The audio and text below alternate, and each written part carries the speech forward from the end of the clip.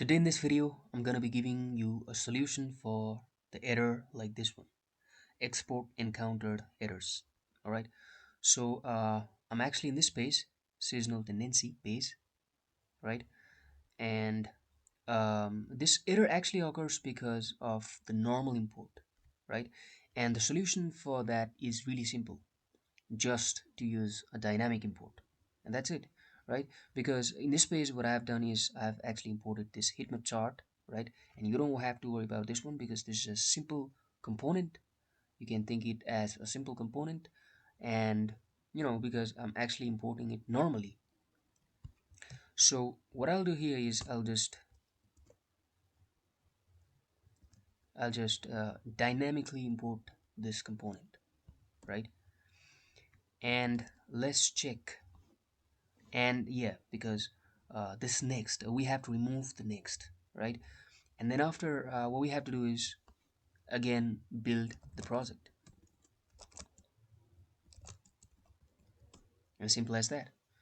Now after you use dynamic import and you set the server-side rendering to false, the component won't get rendered in the server, right?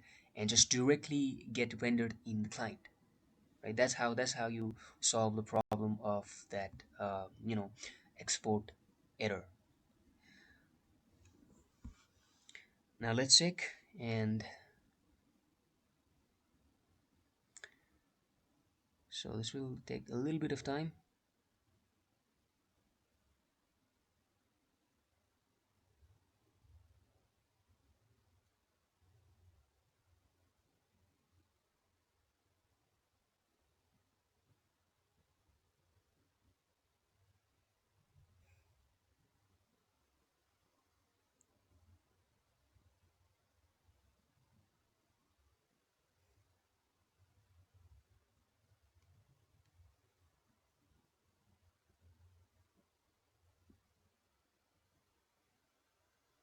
So yeah, the build has been successful, right? So that's how you know if you're getting the error like that, you can simply use this dynamic import, and then your error will be solved.